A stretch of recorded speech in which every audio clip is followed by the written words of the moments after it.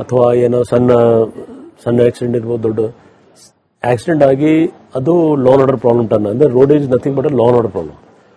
So ನಮ್ದು ಉದ್ದೇಶ ಏನಂದ್ರೆ ಇದು ಇಂಥ ಯಾವ್ದು ವಿಷಯ ಬಂದ ತಕ್ಷಣ ನಮ್ಮ ಪೊಲೀಸ್ ಅವ್ರು ಅಟೆಂಡ್ ಆಗಲಿ, ಸೊ ರೋಡ್ ರೇಜ್ ಆಗಲ್ಲ. ಸೊ ಆದಷ್ಟು ನಾವು ಟ್ರೈ ಮಾಡ್ತಾ ಇದೀವಿ 112 ಗಾಡಿ ತಕ್ಷಣ ಸ್ಪಾಟ್ಗೆ ಹೋಗ್ಲಿ, ಸೊ ದಟ್ ಅವ್ರವ್ರು ಜಗಳ ಮಾಡೋದು ಬೇಡ ಅಂತ.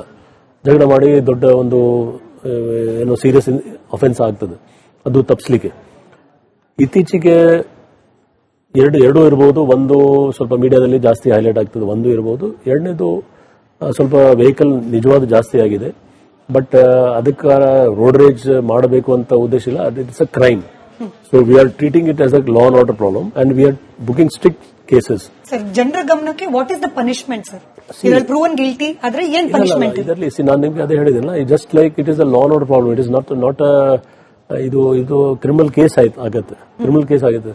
ಆಕ್ಸಿಡೆಂಟ್ ಬೇರೆ ಕೇಸ್ ಇರ್ತದೆ. ಮತ್ತೆ ಯಾರು ಈ ತರ ಹೊಡೆದಿದ್ದಾರೆ, ಯಾರು ಅವ್ರ ಮೇಲೆ ಅಟ್ಯಾಕ್ ಮಾಡಿದಾರೆ ಅವ್ರಿಗೆ ನಾವು, so it is just like any other criminal case. So we should not combine both. ಸುಮಾರು ಕೇಸಸ್ ಅಲ್ಲಿ ನಾವು ಮುಂಚೆ ಏನಾಗಿತ್ತು, ಆಕ್ಸಿಡೆಂಟ್ ಆಗಿ ಟ್ರೀಟ್ ಮಾಡಿ ಬಿಟ್ಬಿಡ್ತಿದ್ರು. ನಾವು ಹೇಳಿದ್ವಿ ಸ್ಟ್ರಿಕ್ಟ್ ಆಗಿ, don't treat it as this thing, treat it as a normal criminal case where ಯಾರಿಗೆ ತೊಂದರೆ ಆಗಿದೆ ಅವ್ರು ನಿಜವಾದ ಅವ್ರಿಗೆ we have to treat it like ಅವ್ರಿಗೆ ಹರ್ಟ್ ಆಗಿದೆಯಾ, ಅವ್ರಿಗೆ ಏನು ಇಂಜರಿ ಆಗಿದೆಯಾ, ಅವ್ರಿಗೆ ಹೊಡೆದಿದ್ದಾರೆ ಅವರು, ಅದ್ ತಕ್ಕಂತೆ ಏನ್ ಕಾನೂನು ಪ್ರಕಾರ ಸೆಕ್ಷನ್ ನೀವು ಹಾಕಿ. ಸೇಮ್ ಥಿಂಗ್ ಅಪ್ಲೈಸ್ ಟು ನಮ್ಮ ಇದರ ಬಗ್ಗೆ ಯಾವುದು any case we take, like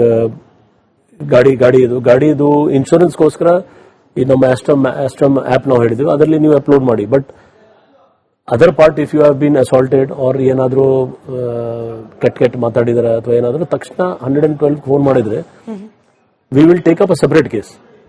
ನಾವು ಹಾಗೆ ಬಿಡ್ತಾ ಇಲ್ಲ. ಮುಂಚೆ ಏನಾಗಿತ್ತು, ಅವರು ಆಯ್ತು ಸರ್ ಆಕ್ಸಿಡೆಂಟ್ ಆಗಿದೆ ಅಲ್ಲಿಗೆ ನಿಲ್ಸು, ಆತರ ಇಲ್ಲ. ನಾವು ಸ್ಟ್ರಿಕ್ಟ್ ಆಗಿ ತಗೊಂಡಿದ್ದೀವಿ. ಈ ಇತ್ತೀಚೆಗೆ ಸ್ವಲ್ಪ ಕಡಿಮೆನೇ ಆಗಿದೆ, ನಾವು ಬಹಳ ಗಂಭೀರವಾಗಿ. ಮತ್ತೆ ಇನ್ನೊಂದು ಯಾವ್ದು ನಾವು ಪಟ್ಟಿ ಮಾಡ್ತಾ ಇದ್ದೀವಿ, ಯಾರು ಪದೇ ಇಂಥದ್ದು ಮಾಡ್ತಾ ಇದ್ದಾರೆ ರಿಪೀಟೆಡ್, ಅವರು ಲೈಸೆನ್ಸ್ ಕ್ಯಾನ್ಸಲ್ ಮಾಡ್ಲಿಕ್ಕೆ ನಾವು ಹೇಳ್ತಾ ಇದ್ದೀವಿ. ಸೇಮ್ ಥಿಂಗ್ ಅಪ್ಲೈಸ್ ಟು ಈಗ ಕಾಲೇಜ್ ಬಗ್ಗೆ ಹೇಳಿದ್ರು, ಬೈಕ್ ಅಲ್ಲಿ ಮುಂಚೆ ಏನಾಗಿತ್ತು ವಿದೌಟ್ ನಂಬರ್ ಪ್ಲೇಟ್ ಕಳ್ಳತನದ ವೆಹಿಕಲ್ಸ್, ಅದನ್ನು ಕೇಸ್ ತಗೊಳ್ತಾ ಇದೀವಿ. ಬರೀ ಗಾಡಿ ಸೀಸ್ ಮಾಡ್ತಾ ಇಲ್ಲ, ಅವ್ರ ಮೇಲೆ ಥೆಫ್ಟ್ ಕೇಸ್, ಚೀಟಿಂಗ್ ಕೇಸ್ ಎಲ್ಲ ತಗೊಳ್ತಾ ಇದ್ವಿ. ಸೊ ಅದು ಸ್ವಲ್ಪ ಕಂಟ್ರೋಲ್ ಆಗ್ತದೆ.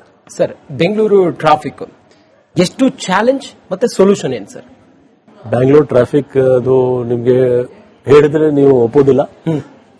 ಅಗೇನ್ ನಮ್ದು ಟ್ರಾಫಿಕ್ ಅಲ್ಲಿ ಸುಮಾರು ಹಲವಾರು ಅವಾರ್ಡ್ ಸಿಕ್ಕಿದೆ ನಮ್ಮ ಪೊಲೀಸ್ ಸೆಟಪ್ಗೆ. ಬಟ್ ನೀವು ಒಪ್ಪೋದಿಲ್ಲ, ಇಲ್ಲ ಸರ್ ಇಷ್ಟು ಟ್ರಾಫಿಕ್ ಇದೆ, ಜಾಮ್ ಆಗ್ತಾ ಇದೆ, ಇದೆಲ್ಲ ಬೆಳೀತಾ ಇದೆ, ಅದು ಒಂದು ಇದೆ. ಬಟ್ ಅಷ್ಟೇ ನಾವು ಪ್ರೋಗ್ರೆಸ್ ಮಾಡ್ತಾ ಇದೀವಿ ನಮ್ಮ ಟ್ರಾಫಿಕ್ ಸೆಟಪ್ ಅಲ್ಲಿ. ಹಲವಾರು ಕಾರ್ಯಕ್ರಮ, ಹಲವಾರು ನಮ್ದು ಟೆಕ್ನಾಲಜಿ ವೈಸ್, ಅದು ನೀವು ಇದೆ ಆಸ್ಟ್ರಮ್ ಆಪ್ ನೋಡಿ, ನೀವು ಯಾರು ಬೇಕಾದ ಆಸ್ಟ್ರಮ್ ಆಪ್ ASTRAM ಆಪ್ ಅಂತ ಇದೆ, ಯಾರು ಬೇಕಾದ್ರೆ ಡೌನ್ಲೋಡ್ ಮಾಡಿದ್ರೆ ತಕ್ಷಣ ನಿಮ್ಗೆ ಎಲ್ಲ ಇಲ್ಲಿ ಕೂತಿದ್ರೆ ನಿಮ್ಗೆ ಗೊತ್ತಾಗ್ತದೆ ಎಲ್ಲಿ ಜಾಮ್ ಇದೆ, ಎಲ್ಲಿ ಸಮಸ್ಯೆ ಇದೆ. ನೀವು ಆಕ್ಸಿಡೆಂಟ್ ರಿಪೋರ್ಟ್ ಮಾಡಬಹುದು, ನೀವು ವೈಲೇಷನ್ಸ್ ರಿಪೋರ್ಟ್ ಮಾಡಬಹುದು. ಸೊ ಈ ತರದ್ದು ಹಲವಾರು ನಾವು ಟೆಕ್ನಾಲಜಿ ಇಂಟರ್ವೆನ್ಷನ್ ಮಾಡಿ ಟ್ರಾಫಿಕ್ ಒಂದು ಸಿಸ್ಟಮ್ಗೆ ತರಲಿಕ್ಕೆ ನಾವು ಪ್ರಯತ್ನ ಮಾಡ್ತಾ ಇದ್ದೀವಿ. ಯಾಕೆಂದ್ರೆ ಒಂದು 20 ವರ್ಷ ಹಿಂದೆ ಇಲ್ಲಿವರೆಗೆ ಏನೋ ವೆಹಿಕಲ್ದು ಸಂಖ್ಯೆ ಇರಲಿ ಅಥವಾ ಬೇರೆ ಬೇರೆ ಡೆವಲಪ್ಮೆಂಟ್ಸ್ ಅದು ತುಂಬಾ ಆಗಿದೆ. ಸೊ ಅದಕ್ಕೆ ಮ್ಯಾಚ್ ಆಗ್ಲಿಕ್ಕೆ ನಾವು ಕೂಡ ಪ್ರಯತ್ನ ಮಾಡ್ತಾ ಇದ್ದೀವಿ. ಒಂದು ಸೊಲ್ಯೂಷನ್ ನನ್ನ ಪ್ರಕಾರ ಏನಿದೆ, ಜನ ಕೂಡ ಅವರು ಪಬ್ಲಿಕ್ ಟ್ರಾನ್ಸ್ಪೋರ್ಟ್ ಯೂಸ್ ಮಾಡಬೇಕು ಮ್ಯಾಕ್ಸಿಮಮ್. ನೀವು ನೋಡಿ ORR ಸಮಸ್ಯೆ ಇದೆ. ನಾವು ನಿಮ್ಗೆ ಫ್ರಾಂಕ್ ಔಟರ್ ರಿಂಗ್ ರೋಡ್ದು ಏನೋ ಜನ ಹೇಳ್ತಾರೆ ಅಲ್ಲಿ ತುಂಬಾ ಟ್ರಾಫಿಕ್. ಅಲ್ಲಿ ಬೆಳಿಗ್ಗೆ ನಿಂತ್ರೆ ನಾವು ಹಲವಾರು ಸಲ ನಮ್ಮ ಆಫೀಸರ್ಸ್ ಜೊತೆಗೆ ನಾವು ಅಲ್ಲಿ ನಿಂತು ನೋಡ್ತಾ ಇದೀವಿ. ಒಂದೊಂದು ದೊಡ್ಡ ಗಾಡಿ ಇದೆ, ದೊಡ್ಡ ಗಾಡಿಲಿ ಬರೀ ಒಬ್ಬನೇ ಡ್ರೈವ್ ಮಾಡ್ಕೊಂಡು ಹೋಗ್ತಾ ಇದ್ದಾರೆ. ಅದೇ ಜನ ಕಾರ್ ಪುಲಿಂಗ್ ಮಾಡಿದ್ರೆ ಅವ್ರ ಜೊತೆಗೆ 3 ಜನ ಕರ್ಕೊಂಡು ಹೋಗ್ಬೋದು, ಅಥವಾ ಅವರು ಬಸ್ ಯೂಸ್ ಮಾಡಬಹುದು. ಮತ್ತೆ ಇನ್ನೊಂದು ಯಾವ್ದು ನಾವು ಪಟ್ಟಿ ಮಾಡ್ತಾ ಇದೀವಿ, ಯಾರು ಪದೇ ಇಂಥದ್ದು ಮಾಡ್ತಾ ಇದ್ದಾರೆ ರಿಪೀಟ್, ಅಥವಾ ಬೇರೆ ಅವರೆಲ್ಲ ಸೇರ್ಕೊಂಡು ಬೇರೆ ಗಾಡಿ ಅಥವಾ ಏನಾದ್ರು ಒಂಥರ ಕಾರ್ ಪೂಲಿಂಗ್ ಇಲ್ಲಿ ಅಥವಾ ಬಸ್ ಪೂಲಿಂಗ್ ಇಲ್ಲಿ, ಇದು ಒಂದು ಪರ್ಮನೆಂಟ್ ಸೊಲ್ಯೂಷನ್ ಅಲ್ಲ. ಆದ್ರೆ ಎಕ್ಸಿಸ್ಟಿಂಗ್ ಒಂದು ಸಮಸ್ಯೆಯಲ್ಲಿ ಟಿಲ್ ಮೆಟ್ರೋ ಆಗುವವರೆಗೆ ಅಥವಾ ನಮ್ದು ನೆಟ್ವರ್ಕ್ ಆಫ್ ಬಸ್ಸಸ್ ಆರ್ ಇದು ನಮ್ಮ ಸಬ್ ಅರ್ಬನ್ ರೈಲ್ಸ್ ಆಗುವವರೆಗೆ. ಸೊ ಇದು ಕೆಲವು ಭಾಗದಲ್ಲಿ ಈಗ ನಾವು ಫುಲ್ ಬ್ಯಾಂಗ್ಳೂರ್ ಸಿಟಿಗೆ ಹೋಲಿಸಿದ್ರೆ ಈಸ್ಟ್ ಮತ್ತೆ ವೆಸ್ಟ್ ನೋಡಿದ್ರೆ ಈಸ್ಟ್ ಆಫ್ ಬ್ಯಾಂಗ್ಳೂರ್ ಸ್ವಲ್ಪ ಇದು ಸಮಸ್ಯೆ ಇದೆ, ಯಾಕೆಂದ್ರೆ ಅದು ಐಟಿ ಹಬ್ ಇದೆ, ಐಟಿ ಕಾರಿಡೋರ್ ಇದೆ. ವೆಸ್ಟ್ ಆಫ್ ಬ್ಯಾಂಗ್ಳೂರ್ ನೋಡಿದ್ರೆ ಅಲ್ಲಿ ಅಂತ ಯಾವ್ದು ಸಮಸ್ಯೆ ಇಲ್ಲ, ಕಂಟಿನ್ಯೂಸ್ ಟ್ರಾಫಿಕ್ ಫ್ಲೋ ಆಗ್ತದೆ. ಸಿಬಿಡಿ ಅಲ್ಲಿ ಕೂಡ ಟ್ರಾಫಿಕ್ ಫ್ಲೋ ಆಗ್ತದೆ, ಸ್ವಲ್ಪ ಸ್ಲೋ ಇದೆ ಆದ್ರೆ ಫ್ಲೋ ಆಗ್ತದೆ. ಬಟ್ ಈಸ್ಟರ್ನ್ ಪಾರ್ಟ್ ಅಲ್ಲಿ ತುಂಬಾ ನಾವು ಬಹಳ ಟೆಕ್ನಿಕಲ್ ಆಗಿ ಸರ್ವೆ ಮಾಡಿ ನಮ್ಮ ಆಫೀಸರ್ಸ್ ತುಂಬಾ ಅದರಲ್ಲಿ ಶ್ರಮ ಪಟ್ಟಿದ್ದಾರೆ. ಆಯಾ ಏರಿಯಾದು ಆಯಾ ಸಮಸ್ಯೆ ಪ್ರಕಾರ ಕೆಲಸ ಮಾಡ್ತಾ ಇದ್ದಾರೆ. ಇನ್ನೊಬ್ರು ಕಾಲರ್ ಇದ್ದಾರೆ, ಅನಿಲ್ ಶೆಟ್ಟಿ ಅಂತ ಹೇಳಿ ಹನುಮಂತ ನಗರದಿಂದ. ನಮಸ್ಕಾರ ಅನಿಲ್ ಸರ್. ನಮಸ್ತೆ ಸರ್.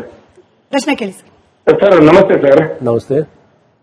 ಏನಂದ್ರೆ ಸರ್, ಕೈದಿಗಳು ನಮ್ಮ ಜೈಲಲ್ಲಿ ಇಷ್ಟೊಂದು ರಾಜರೋಷವಾಗಿದ್ದಾರೆ, ಒಂದಾಯ್ತು. ಇನ್ನೊಂದು ಸರ್, ವಿದೇಶಿ ಪ್ರಜೆಗಳು ಇಷ್ಟೊಂದು ಈ ಡ್ರಗ್ಸ್ ಮಾಫಿಯಾ ಇದರಲ್ಲಿ ತುಂಬಾ ತುಂಬಾ ಇವತ್ತು ಹೋಗಿದ್ದಾರೆ. ಅದಕ್ಕೆ ಅವರಿಗೆಲ್ಲ ಒಂದು ಅಂಕುಶ, ಅವರಿಗೊಂದು ಕಡಿವಾಣ ಅಂತ ಏನಿಲ್ಲ ಸರ್? ಒಂದು ಕೈದಿ ಬಗ್ಗೆ ನಮ್ಮ ಇಲಾಖೆಗೆ ಅದು ಬರಲ್ಲ, ಅದು ಪ್ರಿಸನ್ಸ್ ಡಿಪಾರ್ಟ್ಮೆಂಟ್ ಸೆಪರೇಟ್ ಒಂದು ಯೂನಿಟ್ ಇದೆ.